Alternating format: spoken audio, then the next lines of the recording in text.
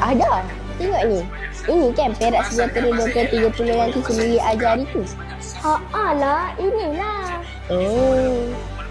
Ada. Sebenarnya, Perak Sejahtera 2030 ialah pelan pembangunan kerajaan negeri Perak yang komprehensif bertujuan untuk mencapai Perak makmur rakyat sejahtera menjelang 2030 melalui 9 agenda utama. Betul Tok Ain. Agenda yang pertama ialah sekuriti makanan. Negeri Perak berpotensi dalam mempelopori sektor sekuriti makanan bagi mengurangkan kebergantungan kepada makanan import.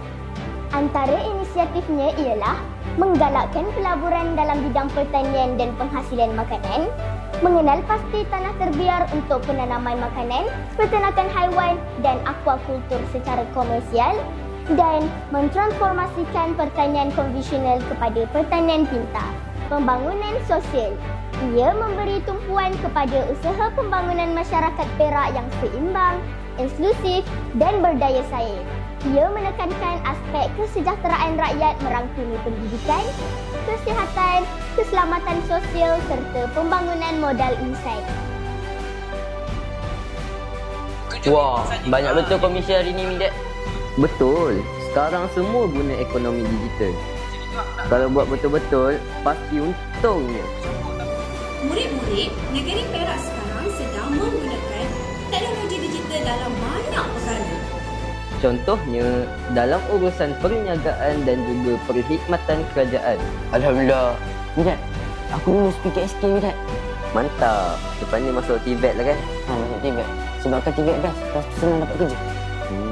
Lagipun, Teacher Lily pernah cakap dalam kelas aku pasal kebaikan TVET.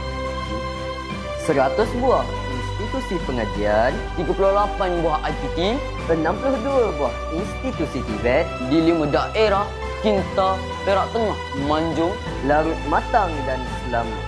Kerajaan negeri juga akan memperluaskan tumpuan TVET kepada latihan semula, peningkatan kemahiran dan kemahiran silang.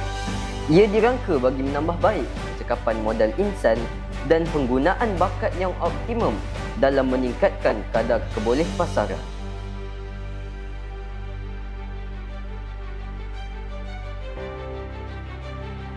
Aglomeran lestari.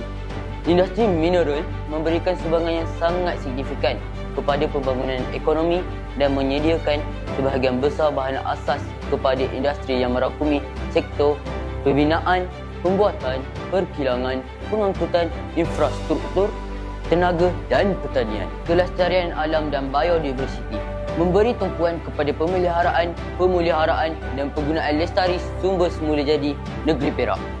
Ia mengimbangkan pembangunan ekonomi dengan penjagaan alam sekitar agar kesejahteraan rakyat dapat dikekalkan untuk jangka masa panjang. Pembuatan keputusan berpacukan data.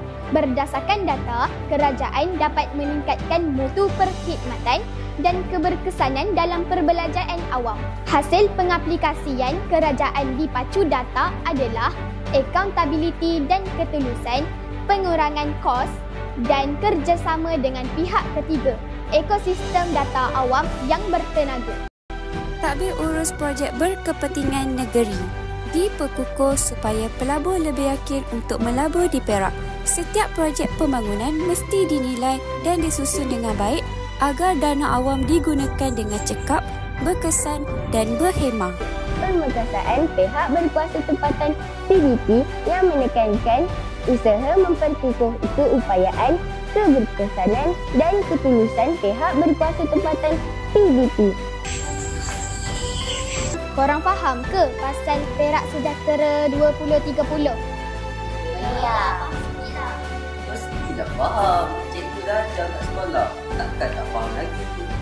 Sebenarnya Perak Sejahtera 2030 ni banyak bagi manfaat dekat orang Perak kan? Betul. Cucu-cucu nenek, cuba pandang sini sekejap.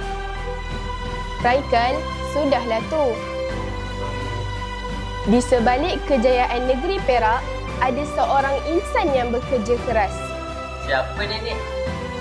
Atuklah orangnya. Alah, nama atuk kita kan Sarani. Macam nama Menteri Besar Perak kan? Kan? Kalau semua dah tahu dan faham, kita perlu memainkan peranan untuk menjayakan Perak Sejahtera 2030.